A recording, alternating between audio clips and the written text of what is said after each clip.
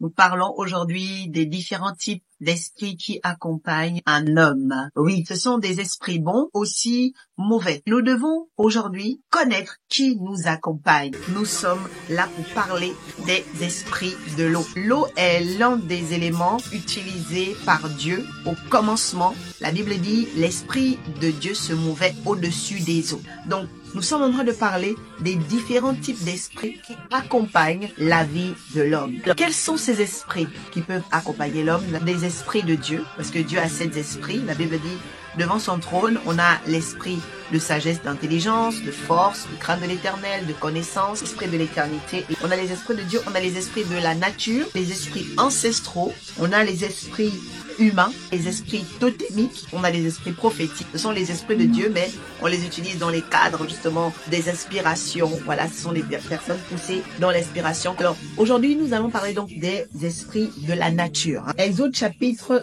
2. Un homme de la famille de Lévi avait pris pour femme une Lévite. Cette femme fut enceinte et mit au monde un fils. Elle vit qu'il était beau et le cacha pendant 3 mois. Lorsqu'elle ne put le garder caché, elle prit une caisse de jonc et enduisit du bitume du poids, puis elle mit l'enfant et déposa parmi les roseaux sur la rive du fleuve. La sœur de l'enfant se posta à une certaine distance pour savoir ce qui lui arriverait. La fille de Pharaon descendit au fleuve pour se baigner, tandis que les servantes se promenaient le long du fleuve. Et la caisse au milieu des roseaux envoya sa servante la prendre. Quand elle ouvrit, elle vit l'enfant, c'était un petit garçon qui pleurait. Prise de pitié pour lui, elle dit, c'est un enfant des Hébreux. Alors, la sœur de l'enfant dit à la fille de Pharaon, veux-tu que j'aille te chercher une nourrice parmi les enfants des Hébreux, afin qu'elle allaite cet enfant? Vas-y, répond la fille de Pharaon. La jeune fille alla chercher la mère et emporta cet enfant en disant, allaite-le-moi, je te donnerai ton salaire. La mère prit l'enfant et l'allaita. Quand il eut grandi, elle amena la fille de Pharaon et fut un fils pour elle. Elle appela Moïse, car dit-elle, je l'ai sauvé des eaux. Apocalypse chapitre 16, verset 5. La Bible dit, alors j'entendis l'ange en charge des eaux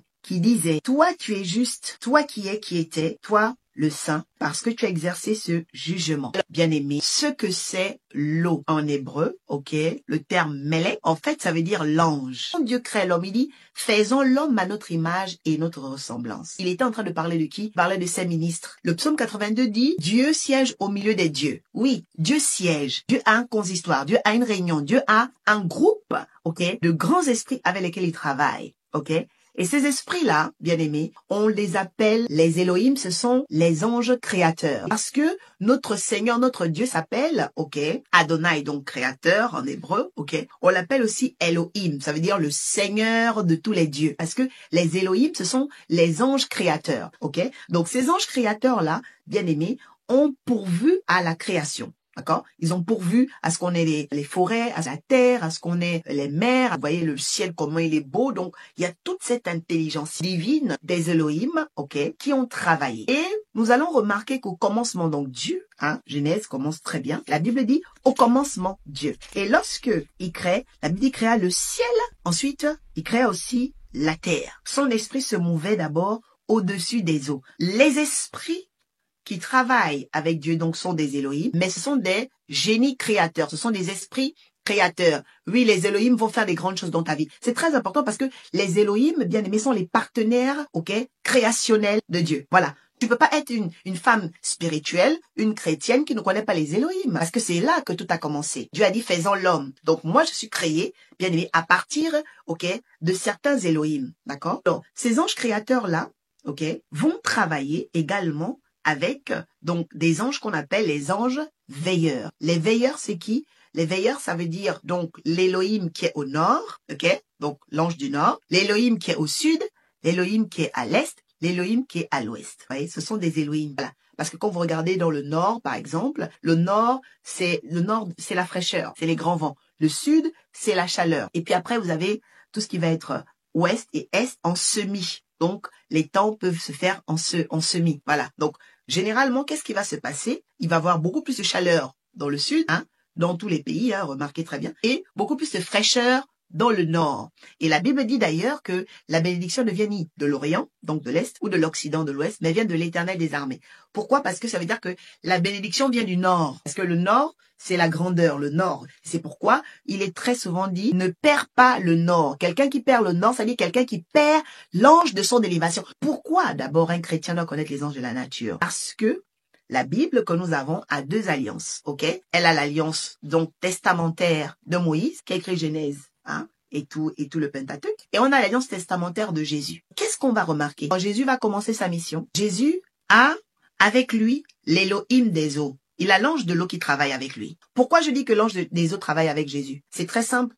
Regardez, quand il va dans les eaux du baptême, tout le monde n'a pas de manifestation, mais lui, une forme corporelle sous la forme d'une colombe vient. Ça veut dire quoi? Ça veut dire que Jésus a l'Élohim de l'eau. Il a les malaks, vous voyez? L'ange de l'eau travaille pour Jésus. C'est pourquoi, lorsque toi-même tu acceptes Jésus, tu passes par les eaux. En tout cas, tu dois passer par les eaux du baptême. Pourquoi? Parce que c'est un rite de passage obligatoire. Dans le livre de 1 Pierre chapitre 4, la Bible dit que la terre a été tirée des eaux, parce que c'est à partir des eaux que Dieu a parlé, et il a séparé les grandes eaux qui sont devenues le sec, et les autres eaux se sont tendues. Voilà, il y a eu d'autres eaux comme la mer, les marais, les lacs, les rivières, les fontaines, d'accord? Donc, il y a une dimension importante dans la connaissance de la nature. Moïse, dont nous parlons par exemple ce soir, est un enfant, quand il naît, il y a une menace.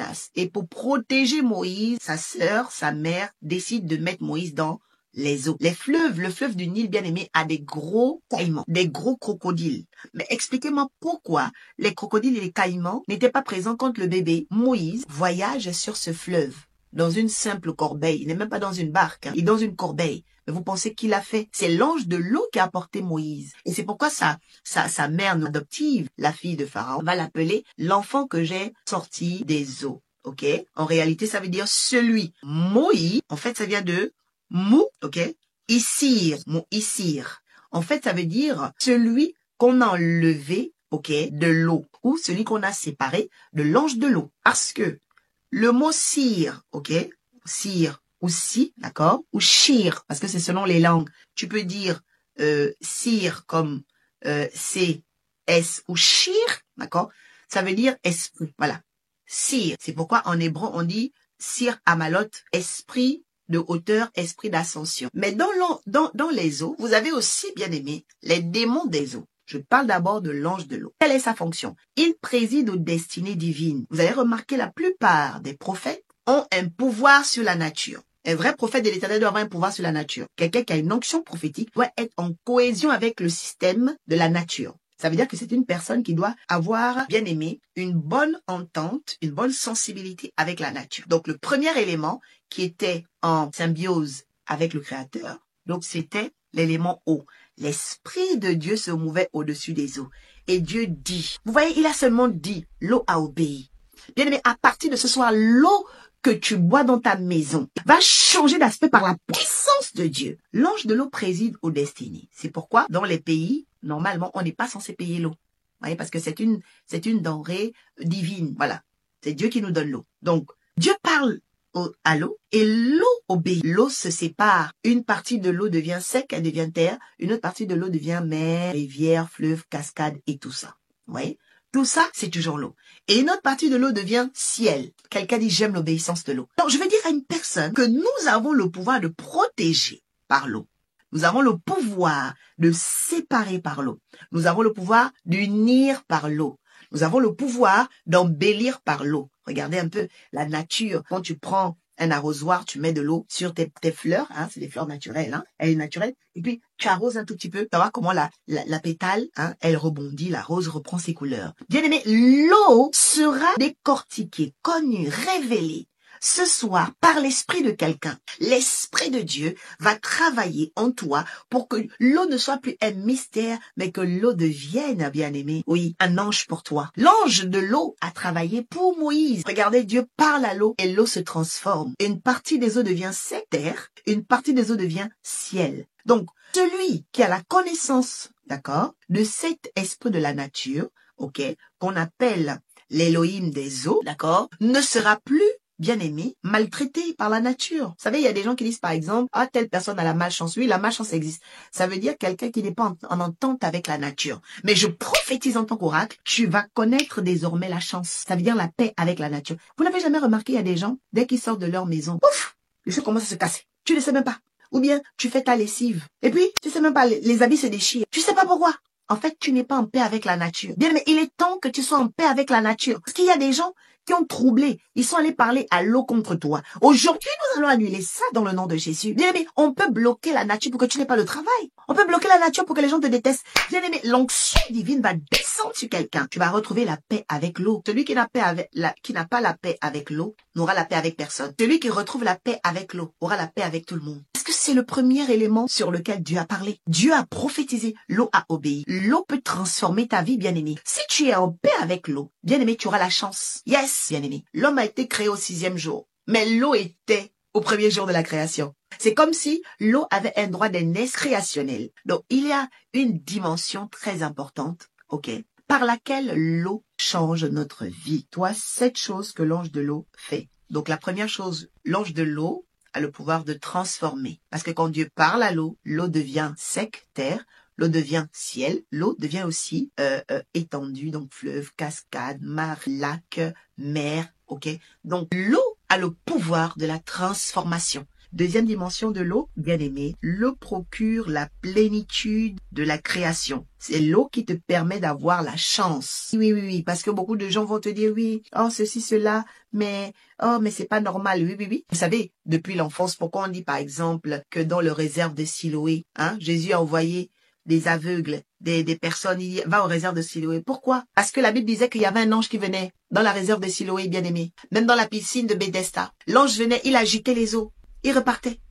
Donc quand tu venais dans cette eau, automatiquement tu étais béni. Il y a des eaux, par exemple, comme l'Ampassa, au niveau du Gabon. Déjà, le mot Mpassa, ça veut dire les jumeaux. Ce sont des eaux puissantes. Vous avez dans vos villes des centres d'eau, ok, qui sont très très forts. Toute eau n'est pas vertueuse. Parce que l'eau dépend de l'esprit qui la gouverne. Je prends par exemple l'eau d'un lac. D'abord, en image, vous voyez que le lac, c'est une eau qui n'est pas courante. Elle stagne. C'est pas une eau qui circule. Donc, vous devez faire très attention avec l'eau de lac. L'eau d'un lac n'est pas toujours favorable. On peut travailler avec l'eau d'un lac sous certaines dimensions. Une rivière, l'eau d'une rivière est différente aussi de l'eau de la mer. L'eau de la mer est différente de l'eau de la cascade. Parce que vous voyez, le débit, donc l'unité de vitesse de l'eau, parce que pour compter l'eau, c'est pas les kilos et tout ça, on parle de débit. Donc, vous voyez, le débit, bien aimé, est rapide dans les cascades.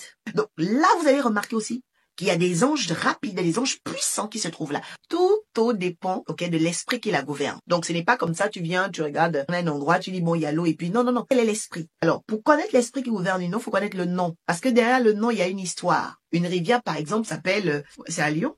Oui, elle s'appelle la Vilaine. Il faut faire attention. Déjà, on l'appelle la Vilaine. Donc, toi, tu vas aller toucher l'eau de la Vilaine, Et il y a une histoire derrière cette eau. Donc, il y a aussi des eaux, par exemple. On va parler des lavandières. Ça fait penser aux lavandes. Les lavandes, c'est les parfums. Et vous savez que les parfums, c'est le spirituel, c'est sur le monde des esprits. Voilà.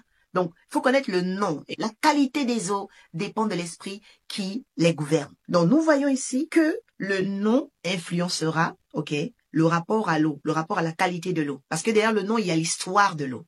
On ne peut pas, comme ça, de façon populaire, donner un nom sans connaître l'histoire. Alors, je suis en train de dire à une personne, les rivières de ton quartier, les rivières de ton pays, les eaux qui sont autour de toi, tu vas les mettre, même l'eau de ton robinet, bien aimé. Est-ce que tu sais que tu peux nettoyer l'eau de ta maison? Parce que la sorcellerie, ils ont le pouvoir d'empoisonner les eaux. Bien aimé, je nettoie aujourd'hui par l'onction divine les eaux et la tuyauterie, la canalisation de ta maison. Au nom de Jésus, par la puissance du sang de l'agneau. Tu ouvres le robinet de ta maison, bien aimé, pendant 21 minutes.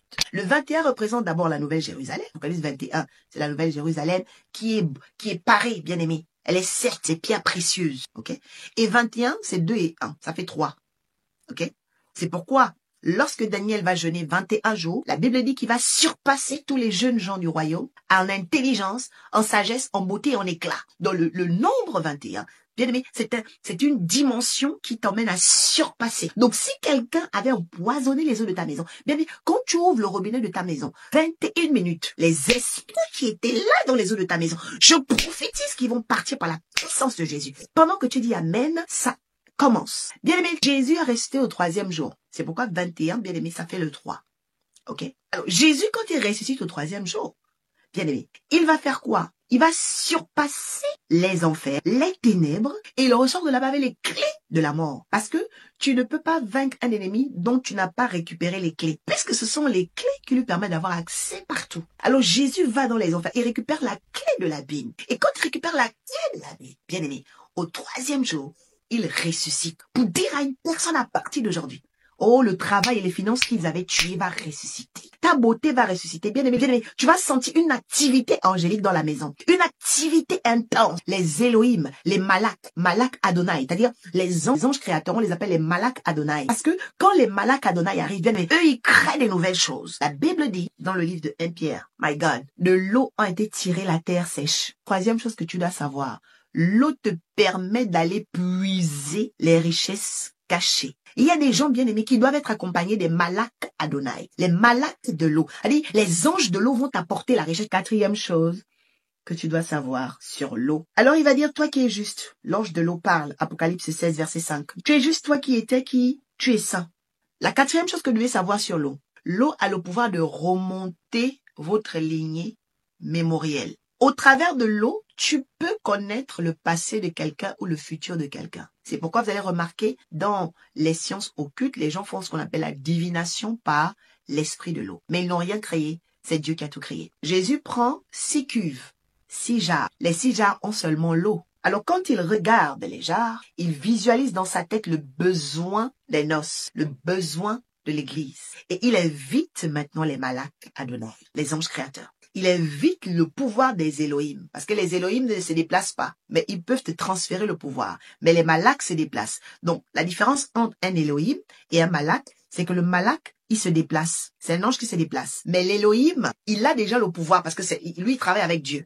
Donc, l'Elohim, il diffuse le pouvoir. Un Elohim va diffuser son pouvoir et son autorité à quelqu'un. Je vois quelqu'un qui va rentrer dans une dimension miraculeuse. C'est quoi? Ressent. C'est pourquoi je vous dis, le miracle n'existe pas sans la connaissance des anges. La science miraculeuse est accompagnée des anges. Le Saint-Esprit travaille aussi avec les anges. Parce que le Saint-Esprit remplit l'homme. Mais il y a une dimension où quand il te remplit assez et que tu commences à déborder, tu es revêtu. Et c'est le fait d'être revêtu qui fait que en toi, ok, sur toi, il y a une aimantation naturelle. Donc, vous voyez les gens qui ont beaucoup d'onction, c'est-à-dire quand le Saint-Esprit te remplit et que tu débordes, tu commences à être revêtu. Et c'est cette auréole lumineuse-là qui montre à l'univers et à la création. Les eaux ont obéi à Jésus. Ils parlent, ils visualisent quelque chose de fort. Et pendant qu'ils visualisent, bien aimé, l'eau est transformée en vin. La 4e chose que tu dois savoir sur l'eau, c'est que l'eau peut aussi juger. L'eau peut terrasser et l'eau peut venger.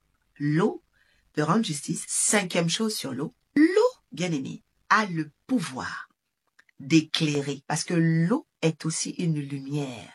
Shalom chez vous. Bénédiction.